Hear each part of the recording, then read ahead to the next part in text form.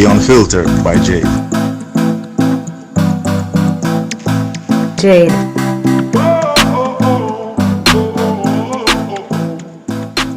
Welcome to the Unfiltered by Jade, where we get out of the box and dive into topics that are sidelined. I look forward to entertain, educate, and inspire. Feel free to like, share, subscribe, donate, and make everybody know about this.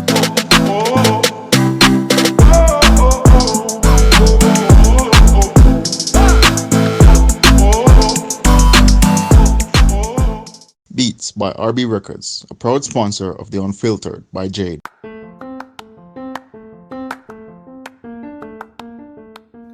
Shopping Assistance Jamaica takes the stress away. Our services include online and local shopping in Jamaica for individuals and businesses, personal shopping, purchasing of company and office supplies, importing and exporting small packages across Jamaica and worldwide, helping you to find unique gifts and items for all events and occasions. Contact us at 876-919-5195. Shopping Assistance 2015 at gmail.com. Follow Shopping Assistance on Instagram at Shopping Assist JA, at Twitter at Shopping Assist 5, and Facebook at The Shopping Assistance. Shopping Assistance, your style, your budget. Welcome back to the Unfiltered by Jade. Today we have with us one of my past high school, schoolmates. And it's interesting because she has a book, and that's what we're going to speak about today. So her name is Yanique Brevett, and she is the founder and CEO of YSB Creations, author of the book Getting a Grip of Adulting, 5 Things They Should Have Taught Us in High School But Didn't. She's a resume writer and a recruiter. And I'm very sure she has other things underneath her belt, you know. But we're yet to hear from her. So hi, Yanique. Hi, Jade. How are you? I am good. How are you? I am great. I am fantastic. Nice. So this is a long way coming. So I'm interested. So I read the book. And definitely there is a number of things that high school did not teach us. And reading the book, some things resonated with me because, as you know, there are some things that we knew after high school. And I'm pretty sure if they had given us, some heads up or so, we would have probably been better off when we had left. Maybe a manual. Don't it? But they probably tell us that they can't teach us everything, so they give us the basics and send us on our way to figure it out. It's what's life. So, can you tell us what's the inspiration behind the book? Well, I don't have a wow story for That's my fine. inspiration. All right. So I started my business YSB Creation in 2019. At that time, I was just doing resume writing, and I wanted to also do a blog with it. A blog focused on giving tips on resume writing and the interviewing process and improving your interviewing skills. I had made a commitment to post once per week, but I did not pre-plan my content. So I'd usually just write like an hour before I'm supposed to post. There was this very awful week, and I literally did not know what to write about, couldn't come up with a topic, and I decided that, you know what, I'm going to invite persons to write for the blog for a period of time to give me some time to put content together. And for some reason, it came up in my mind, what are some of the things they should have taught us in high school, but they didn't. And so I reached out to some of my friends and I was asking them, and they gave me their feedback, and I came up with the idea of doing an 8-week series. So I'll have 8 persons writing on the various topics. That was somewhat of a failure because if you should go on my blog now, only 4 of those 8 topics were covered. And the reason for that is because most of them were last minute ask. So like what happened to me, they didn't have enough time to plan the content and meet the deadline. And so I really thought it was an interesting topic. And I've always wanted to be an author. And even though I have several manuscripts, I never thought to publish any because none of those or none of the things that I wrote about were things I wanted to be known for or I thought would have had the impact that I wanted. Okay. So when this series failed in quotation, I said to myself, you know what, this is what I'm going to write my book about. And so I narrowed it down to five, Okay. because these five things are really like the foundation, the first set of stuff when it is that you're going into the world of work. Interesting. But Mhm. you say it failed, quote unquote, but it really didn't fail because an idea came out of it to do a book. Right. And so that is why I said somewhat Quote fail, unquote. because even though I didn't achieve what I wanted, the book Right. came from it. So for Understood. that part of it, I guess that had to happen for me to have written or finally published something that I'm proud of. Awesome. And congrats on the book. Thank you. Great job. So let's start out with the difference with volunteerism and internship. All right. So people, if you should ask anyone Mm-hmm. on the street, they'll tell you volunteerism is free, Yep. internship is paid. Mm-hmm. But Hold you on, do hold on, hold have on. Not all internship is paid. right, and that's what I was gonna say. You do have unpaid internship, Right. right? So for me, I don't necessarily see the difference other than if it is monetary. Right. Because with volunteerism, and persons normally associate volunteerism with like a non-profit organization, Right. but Right. you do have for-profit organization who will take in volunteer. For them, it is cheaper because it's free Right. work, Right. Right. but they're still providing you with the skill set, the training, the mentorship, the shadowing that you need in whatever area that you're volunteering in. Right. So it just really comes down to the voluntary, sorry, the financial part of it. Yes. And if you want a fancy term, persons will probably use internship, so that, Yes. even if it is free, it doesn't sound free. Right. It Right. sounds official and formal, Mm-hmm. By right? the way, guys, volunteerism is not a bad word. It can be said. It is not. It is a great thing. It is a It great is. thing. Why is volunteering so beneficial to us? All right. So three things, and I pointed these three things out in my book. Mm-hmm. One, essential skill sets, whether it is hard or soft Right. skills. Soft skills, being patient, team player. A lot of times, we think that, or we will put these things on our resume because we're told to put it on our resume, but we don't actually stop to think, am I really a team player? All this time you're going to school, they're putting you in groups. Why were they putting you in groups? No, Right? don't know. Right. Right. So when you volunteer, you learn those things, those Right. soft skills, right? Right. Then you have the hard skills. Again, what it is that you're volunteering to do. If it is that you're going into an institution that does a lot of admin work and they ask you to help with filing, you're learning that skill set. I Right. mean, people say, oh, but it's just putting things in alphabetical order, ABC, but it's really not that easy. Right. Some filing is really not that easy. And there are those other things that you can learn from volunteerism, other skill sets. The second thing is work experience added to your resume. Yes. No, nobody's telling you that you have to put, okay, I was a volunteer at this institution. Nobody's telling you that.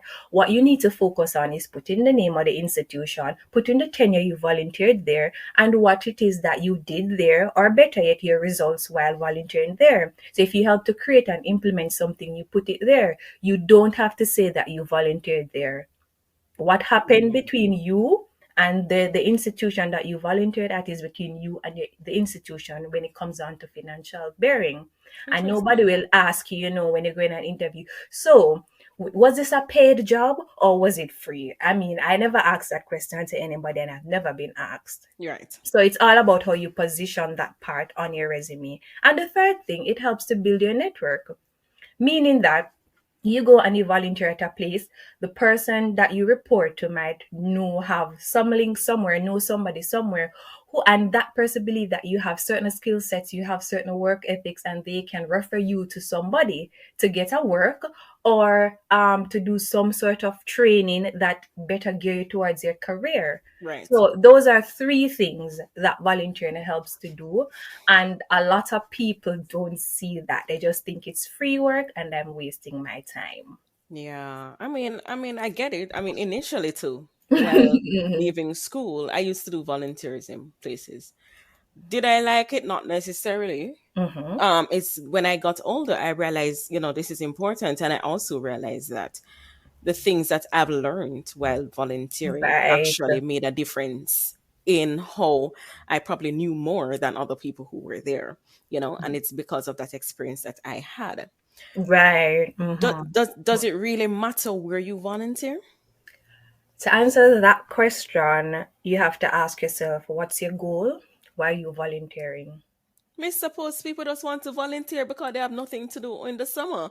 They Well, don't then have it a doesn't goal. matter. So if it's just because you want to kill time, or you really like working with children, or you just feel like you want to give back all the days of your life you've been working for money, you just feel like you want to give back some time, then it really doesn't matter. Okay. However, if you're volunteering to improve on a skill set, to learn a particular skill set, then it does Uh-huh. matter. If Yes. it is that you're going into field of analytics and you'd like to improve that skill set, you would not volunteer somewhere where that focuses solely on administrative work or Right. back office work. You'd Right. want to go to an institution, interdepartment that does a lot of analytical work, so that will help you. So based on your goal, it matters where you volunteer. You hear that, guys? It matters where you Right, based volunteer. on your goal.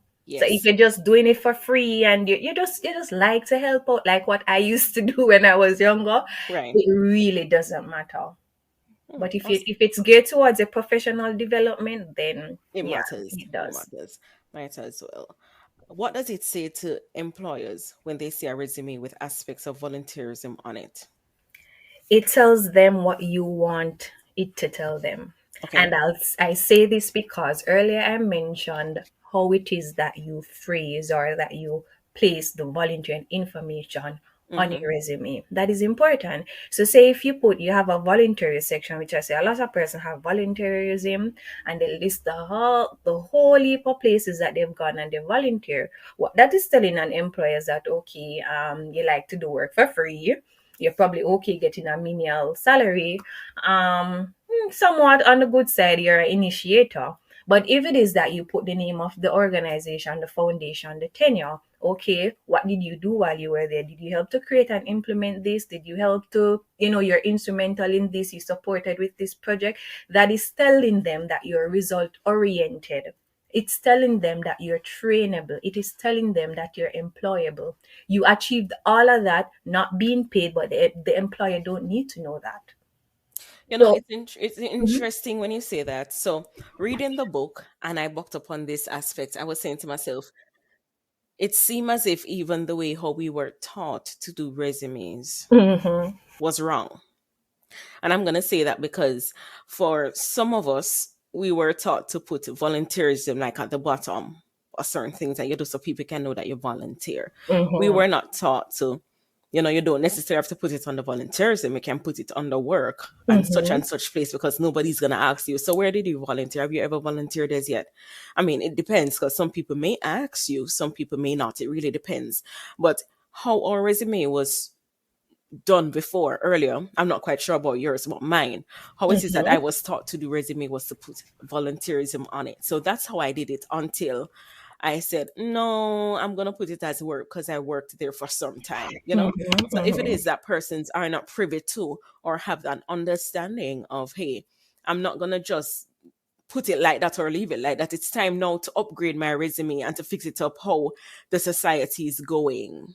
They may still have it being left us. Okay, I volunteered somewhere, and people may see it and say, "Oh, well, you can work for millions, so we'll take you mhm, on, and we just mhm. won't pay you a good salary." Well, I won't say how we were taught Mm-hmm. is wasn't right or was incorrect. I think like everything else, like technology, it evolves. Yes, And so back then, how we were taught how to do resume was accepted. yes, Back okay. then we list out all of the tasks that we did. Listen to me, We'll man. grab our job description now. It's a Listen to long me, list miss. underneath it. Yes, But miss. now, um, employers are not looking for that. They want to know what value you Yes, you you you, bring. you can add. What So do they you bring want to to the see the table? results. So it wasn't that we are taught incorrectly. It just has evolved. The Okay. workplace, they're looking for new and different things. And this is why, I mean, you have to keep abreast of the changing trends with Yes. your resume. And if you're able to afford to, and you do have reasonable persons who know what they're doing, if you can afford to get a professional eye, get a professional eye, because it really does matter. Yes. When is it a good time to start earning instead of volunteering? So I want to ask you a question. No, sir, Miss McCandy. I want to know, why can't you do both? All right, you can't ask me that because I'm doing both. Up till now, I'm doing both. You're not sure. All right. It's based on your situation, and it's important for you to assess your situation. And I'll give you some examples. All right. So you're volunteering at a foundation, at an institution, because you Mm-hmm. want to learn certain skill set in the career path that you're going, Right. right? You get an opportunity to start working. This work has absolutely nothing to do with what you want to do in life. Mm-hmm. And if you go there, it's really like a step back. It's absolutely has nothing to do with what you're doing. So you're gonna say, weigh your mind, should I take it because I'm finally gonna earn an income, or should I continue volunteering so I can continue to build my skills? It based on your situation. If you're a teen, young adult rather, with not much of responsibility, you still live with your parents, not paying bills, all of that, and you can afford not to go there, then why not continue to volunteer to improve on your skill set, Mm-hmm. show your value to that employer, so when there's an opening you can apply. That's one. Two, or continue to build your skill set so that when you are ready to job hunt in the field, you have the value that is needed, than to move away from that and go into a role that will not allow you to volunteer because it is very demanding. Right. Now, if it is a role that allows you to work, and then you have the flexibility to continue to volunteer, to continue to improve on your skills, then why not do both? And this is where sacrifice comes in. So I'm not telling you that money isn't important, but one of the things I tell young people is, at your age, based on your level of responsibility, focus a little less on the money and more on building your value, so that as you advance in your career and it is time to negotiate your salary, you don't have to be worrying if it is that they will increase your salary or give you what you want. You would have already had display your value. And you can't do that by doing a job that has absolutely nothing to do with Understood. what you're doing, right? Understood. Is as we spoke about salary a while ago, is negotiating salary a modern day thing? It is not a modern day thing. I think in the past, because when I talk to persons about it and their fear, a lot of persons think that you negotiate your salary based on your level. So if you're Okay. a manager or if you're an executive, that's when you negotiate your salary. But you can always negotiate your salary. Mm-hmm. You can always negotiate. And I'm not necessarily talking about the hourly paid jobs, like certain sectors that it's one set rate, you either take it or leave it. I'm talking about those organizations that has a grading scheme for your salary. So they have a low level, mid level, and a high level, right? Okay. So there's some flexibility there, right? So you can always negotiate your salary, but you can't expect to go and negotiate your salary or go and say, I deserve this, or this is what I should get, and they're going to go ahead and give it to you. You have to demonstrate your value. So your value is what determines your salary, It basically. does. It does. Nobody's gonna pay if they don't think you're valuable. And sometimes you do negotiate your salary and you still don't win. And it's not because you're not valuable. It's just because the company really can't afford to pay you. So I'm thinking, Mm-hmm. so job interviews that I have probably been at, sometimes they don't tell you the salary upfront, right? Mm-hmm. But when it is that you get the salary, they say, okay, this is what you're gonna get paid. I understand the fear that people have in terms of, look, suppose I go negotiate it and then they tell me don't worry because they can find somebody else who will take that salary Mm-hmm. than myself. So sometimes you don't want to say, how about I get this instead of this? And as you said, sometimes they may say yes, sometimes they may say no. Mm-hmm. Um And I think it really goes from there. So not even because they say no means, okay, I can't try and negotiate it somewhere else. Mm-hmm. And even if they say yes, sometimes it may not be a lot, but they say, all right, we'll negotiate, we'll see if we can pay you higher. Let's see the work that you can do first before, Mm-hmm. so it's really sometimes not to the cut and chase where, okay, I'm gonna go in, I'm gonna negotiate my salary and I'm gonna get it and whatever. Sometimes there are different intricacies where this Mm-hmm. thing is Right. concerned, Mm-hmm. and people have to also prepare their mind while going. So even when read the book and you were given the information about negotiating and you gave the persons who did it, Mm-hmm. they didn't necessarily get what they asked for, but the Mm-hmm. experience of it probably helped them. Some people that experience may say, you know what, I'm not going to do this again. Or some people may say, all right, let me try again and see, because this now means if I want to negotiate my salary, it means my resume have to be up there. It means, as I said Mm-hmm. before, I have to have certain skills that they're looking for on even or even more than what they're looking for to Mm-hmm. contribute or to give to the table for the organization. So I kind of had wanted a little bit more explanation on that aspect of negotiating salary, because as you said, Mm-hmm. and it's also dependent on the work and the kind of job, and this is what you're gonna get. Everybody who work here, for you, this is if you're working in managerial position, this is it. If you're working in other levels, this is it. Because reading it, you'll get the what I got from it was like, okay, just negotiate it no matter what. um tell them what you deserve. Mm-hmm.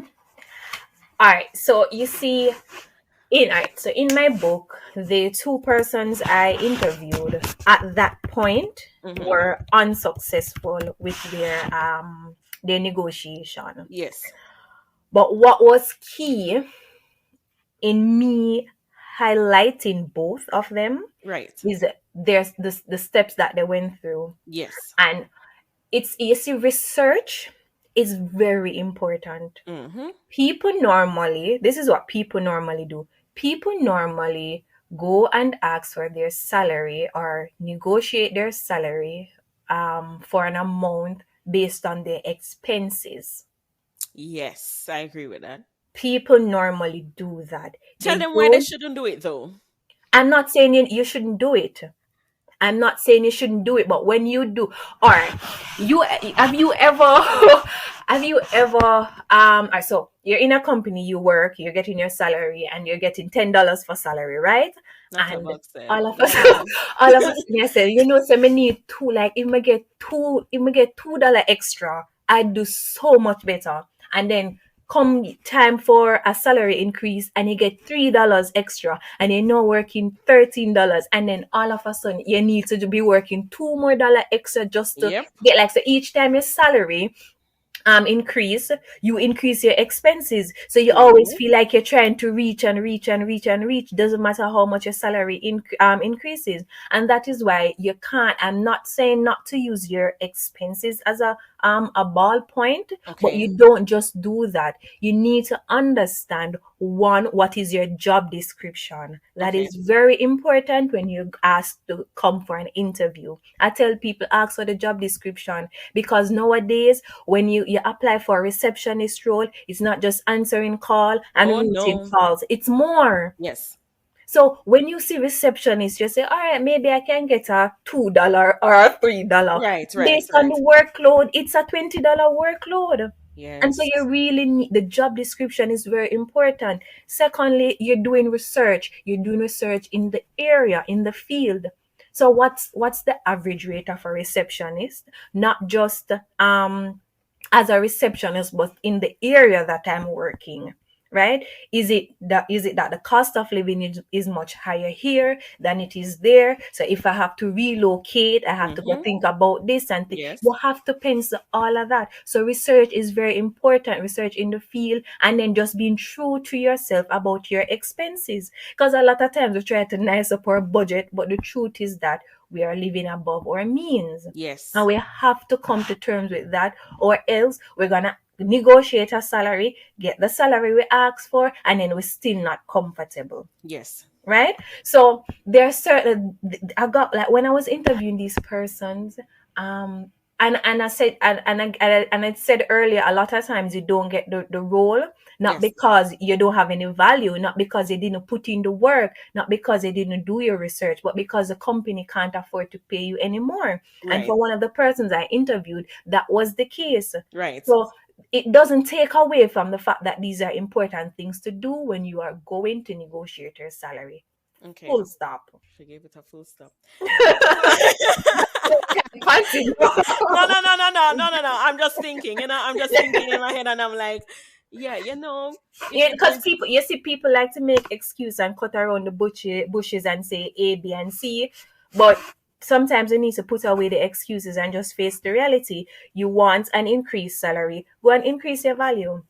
There are My companies God. that are underpaying people. I am not going to say no, but then you have some persons who just believe that because they have a degree, they have Yes. a piece of paper, the value is very high. But True. people are paying for experience.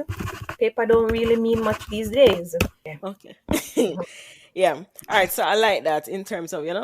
you want to get some increase your Increase value. your value. That's something Increase your else. value. Explain what networking is.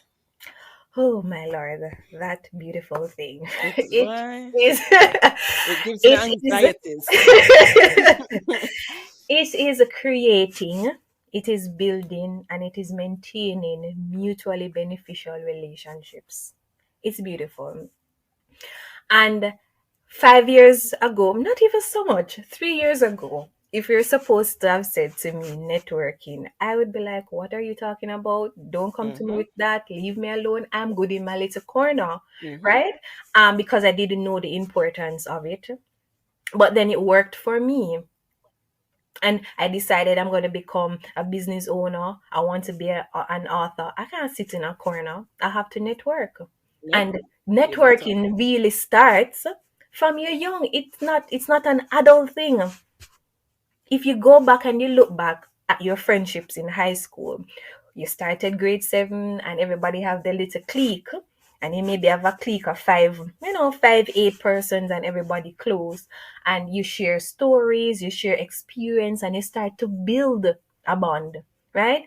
But then, Mm-hmm. over time, you might have a 1 and 2 persons that might leave the clique because Right. you have different interests, whether it's good, something good or bad. At the end of the day, you no longer gel together.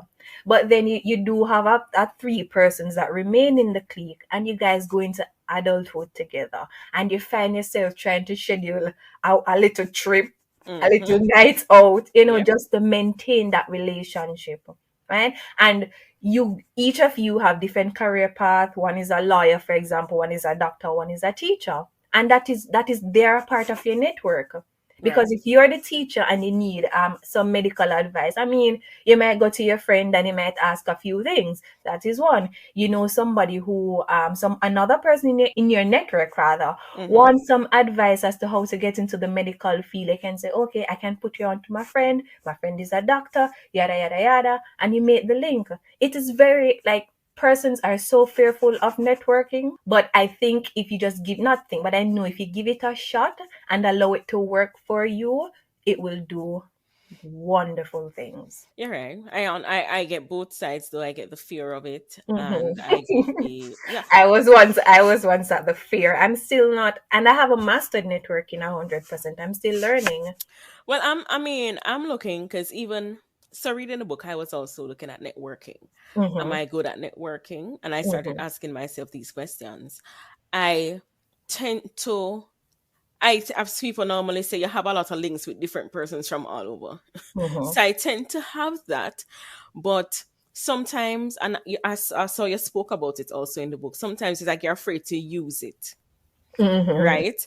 Um, and I mean, you take the opportunity and use it. It's a business. It's business. So we're helping each other to grow. So it's not Mm-hmm. just one Right. person doing something. It's everybody helping somebody to reach somewhere and to accomplish something in life. That's really what it is. So Right. networking is not just getting friends so you can sit down and go hang out somewhere. It's getting people who they have common goals in terms of Mm-hmm. it may not be of the same thing, but Right. it's like Right. it's where it can help people career rise, push them to do other things. That is also networking. So can Right. explain to us what is the difference between nepotism and networking?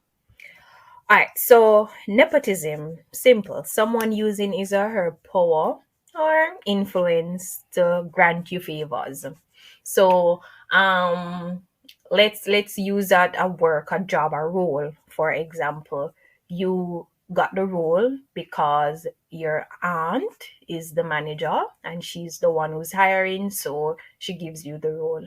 Not because you're qualified for it. I mean, there are other persons who are more qualified who would be better suited for the role, but she knows you, you're her niece, and she wants to give you a shot, and she call you in to do the job, Mm-hmm. right?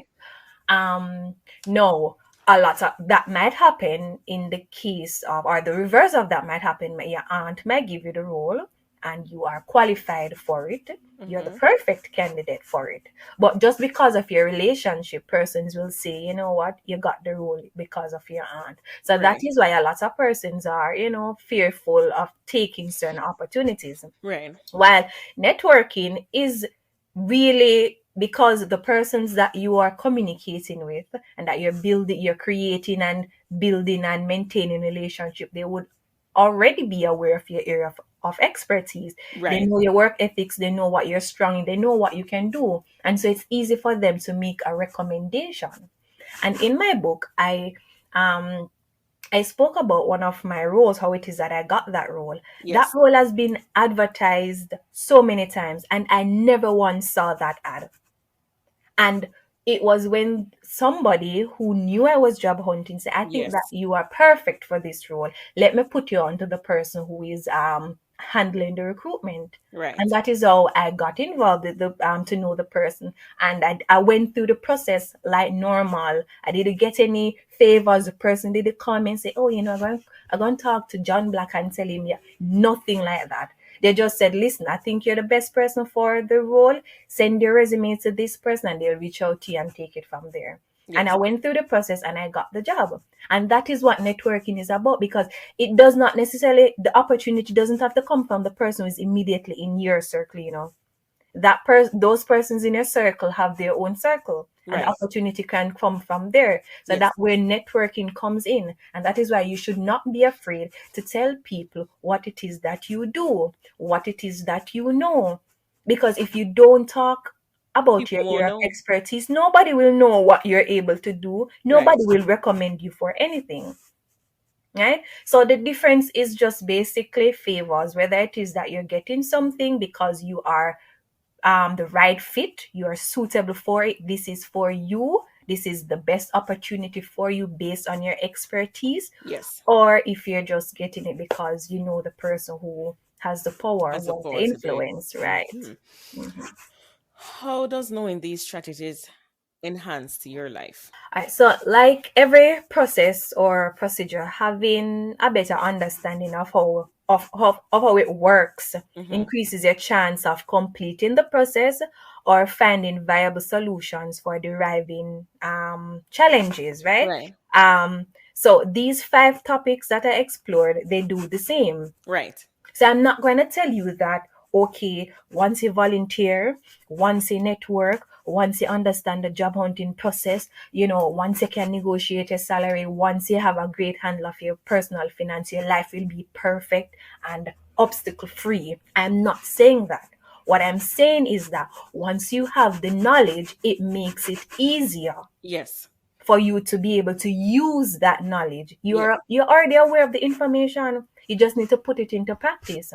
And if something comes along the way, you have enough time to figure that out, because you wouldn't have been trying to figure out the basics already. You would have passed the basics and move on to the next level. Apart from having like a career day, do you believe that school should, set up courses to instill these life skills to students? Yes, with an exclamation mark. In bold, italic, font Oh my 72. goodness. When while I was writing the book, I like, while writing the book, I thought about the impact I wanted to have. Like, I wrote down some words I want people to say when they read the book. Mm-hmm. Um, and it's like I was forward thinking, and this was one of the things I thought about. I'm like, it doesn't have to be courses. It Mm-hmm. can just be one course with different modules, Right. right? Being taught by preferably real life people. So if you're Yes. gonna, like, you if you're gonna do a module on entrepreneurship, you want an entrepreneur to come and teach you. You don't necessarily want a teacher who has never owned a business, never Come operated a in. business to teach you. Right. While I do understand that, especially based on where you decide to implement something like that, um finances might be an issue, so you probably have to assign a regular educator, but at Right. least consider having like guest speakers who are Yes. actually in the field so persons can get real life experience. And Yes. I've even thought about the assessment. Like, the assessment will have to be practical, and it can't be one of those percentage grading system where you're giving persons 90% or 60% if you ask them to create a budget. I Right. mean, we would want to grade them like we would be grading a math test or a Yes. history test. You can Yes. probably have, like M for mastery and S for satisfactory, something Yes. like that. And Yes. it's not to tell them that, okay, you didn't perfect this, but it's for them to know that, all right, there's a better way to do this. This is how you can improve this area. You get what I'm saying? Yes. So I have thought about it, and if somebody should come to me and say, Yanique, we want to implement this in our school, I will jump on board to assist, because I think it is an excellent idea. But you also can jump on the fact and go to the school and say, hey, I want us to implement this at your school. What do you think? You can That also put is it an out on the excellent table. idea. And I actually, one of the my marketing strategy is to go directly into the schools. Of course, COVID Yes. is preventing a lot of things, but I'm trying Right. to find workaround to a lot of those issues that I'm facing in entering the school. But Mm-hmm. I'm sure once I'm in, that is something I will definitely talk about. Mm-hmm. And Mhm. it's funny today. My husband and I were talking about it because we're looking in the news, and it was talking about they wanting to extend the 5 years to 7 years of school, and I was Yes, like, "Yo, yes. that's madness." And Hmm. in my head, bro, I don't even like school, and they want to extend it. Hmm. I mean, but I was saying what I think they could do is like an extra 2 years instead of it. I didn't go to sixth form. Hmm. Yeah. So I'm Yeah. just saying they probably should, implement having people actually to come in, like people with different professions actually coming Right. in Hmm. and having Hmm. these courses. That's exactly what I was saying to him today. It would have been more beneficial to people that are leaving, that know they say, all right, I want to, let me see if I want to do so and so, because the one career day, I don't even know if I attended when they had the non-career. To be honest, I don't know where I You was. you remember in grade 9 they took us to UE. It's funny because I put out a podcast today and I remember some of the girls talking about it, and I said I probably missed that bus. Somewhere I missed Listen, that we bus. went to UE and we did a tour of the campus. I don't recall learning anything about any career. We did a tour of the campus. Oh my goodness. And I was saying, I think that they should bring in people with Hmm. different professions to come in, and for the different courses. If it is that they want, as you say, an entrepreneur, have different people coming in. Because I Right. remember there's a school that I used to help out at, and they needed the students to figure out like the careers that they wanted to go in. And what I did, I got Hmm. people who I know were entrepreneurs and came in and spoke, and I did not pay Yeah. them. Hmm. You know, so people actually are willing to do it and to come in. Yeah, there are so many persons out there who are just willing, especially because these are young people. And Yes, a lot of us don't want them to go through what we went through. right. I mean, to find this information, like if we only knew this information 5 years earlier, Trust me, we'll be doing great we'll this. be doing great. I just don't think that the schools take Yeah. the time out to do so, or feel like it's a need, because they want to Mhm. teach us the basics. But apart from the basics, sometimes we leave school and still don't know what we're doing. Still, that is true. And I saw the news that you're referring to. I saw it this morning, and I never had a pushback feeling towards it. Hmm. What I'm thinking though is that I would like to see.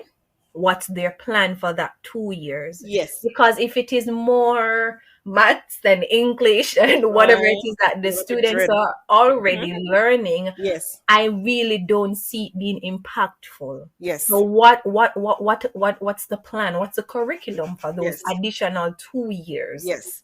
Right. Mhm. That's important. But if they implement it and they get it done, I mean, I'm sure people would be interested in it. Yeah. I'm sure Mm. students. And I mean, maybe initially, persons won't necessarily appreciate it, Yeah, but like later do a down, lot of things, but eventually people will catch on. eventually, exactly. I mean, Mm. and if it is that is something that people are interested in, if people are interested in doing something, they're gonna take the time out to attend. And Right. and also people have to make it, lecturers or people coming in have to also make it enjoyable to students.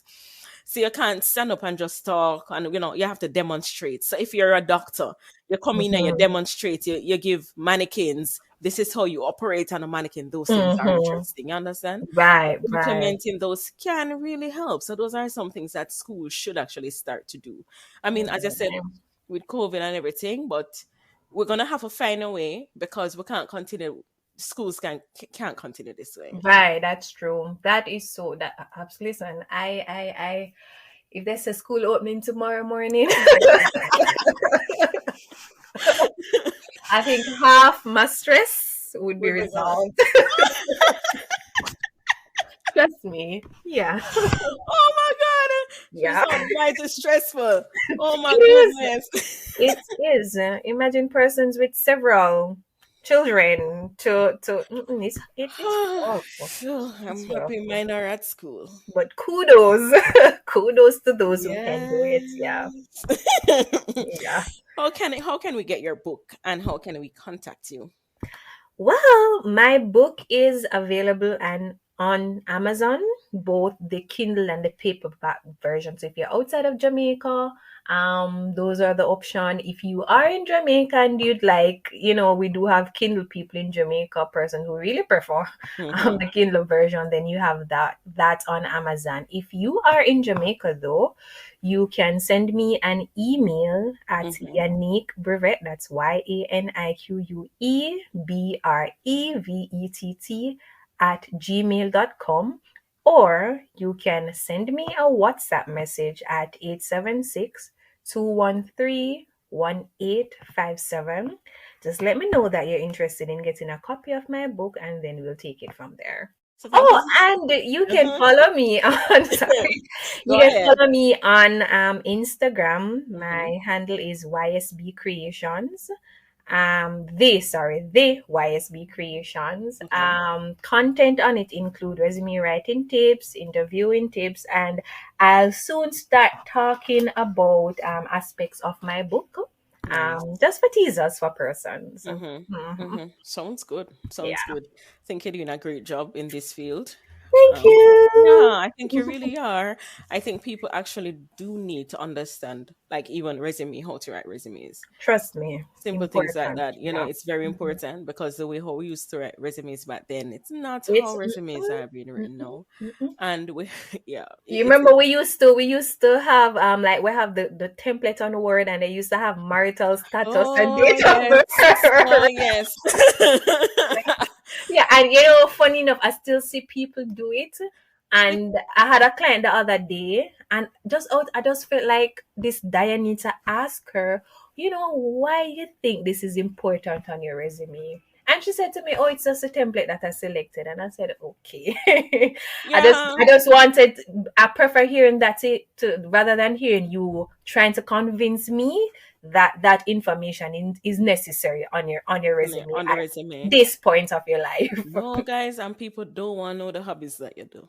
Guys, Yeah. nobody like to No. know that you want to run Reading. and skip, Like to read and watch TV and and run and skip and listen to music. People don't want to know this no anymore. longer cute. I mean, if your hobby complements your role, then you can probably share it and use interest instead of the word hobby. Hobby sound too relaxed and yeah. But if you like, my interest includes something, something, something, and that something complements the role that you're applying into. Mm-hmm. Like you like to research or something. But Yes. if you're gonna go that route, ensure and And I always tell people, ensure that your resume is specific. Do not use a general Yes. resume. Don't ever do that. You can't be applying for 5 different roles and you're using the same resume, and Yeah, then you but get people were upset not at the taught that, school. Yanni. People were That not taught is that. true. So That is it's true. getting older that you're Mhm. listen, it's getting older that you're But taught you that realize, you yeah, have to be very specific. You can't, because if you put 10 things and everything that is 10 different, come on. So that is true. I mean That is it's true. you're And just this is why the school needs to get it together as well. The schools, hi. they need to get it together. Yeah, I really Yeah. do hope they do, because I mean we're no longer back there. We're Yeah. yeah, we're Yeah. in a new time now. Things are Mhm. being done differently, and we have to, in order for people to actually get jobs and go into the field that they want to and improve how they want to, things kind of have to Right. change. Right. You know, Right. man, it's such a big deal, man. It's really such a big deal. It is. It Yeah. is. Thank you so much for sharing. And yeah, your passion, I can hear the passion. So it's really good that at least someone has a passion to do this and is willing to go into the school. God bless you, because I ain't doing it. So God bless you for it. God bless you for wanting to do that. I, I'll say to you, sometimes, like a few years back, thinking about going back into the school, I was fearful, because the generation now is totally different from Oh us, yes. and but then, as you said, I have a passion for this, and Yes.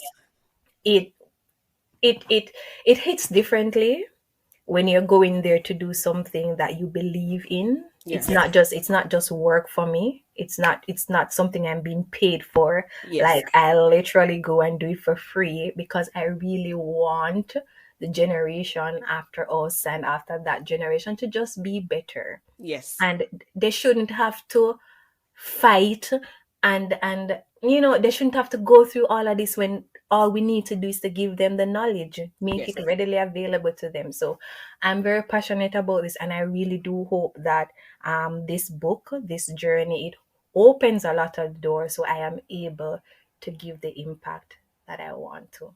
So Nice. thank you so much for having me. Not I'm a problem. very grateful. Not a problem, Yannick. Not a problem. And thank you guys for listening to Unfiltered by Jade. And we'll be back next week, Tuesday. Thank you.